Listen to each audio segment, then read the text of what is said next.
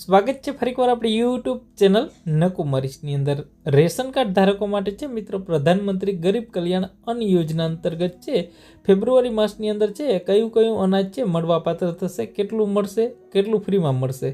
હવે વાત કરીએ મિત્રો, જે અંત્યોદય કુટુંબ છે મિત્રો એની અંદર ઘઉં છે એ કાર્ડ દીઠ છે 15 કિલો મળવાપાત્ર થશે તમામ જિલ્લાને.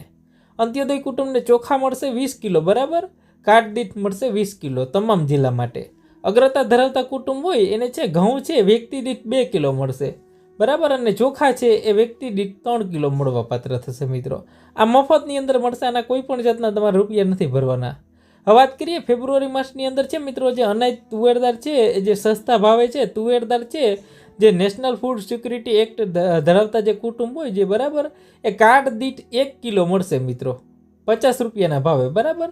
ચણા છે તમને એ જેપીએલ કુટુંબ હોય, બરાબર, એને છે 1 કિલો મળશે, બરાબર, 30 રૂપિયાના ભાવે.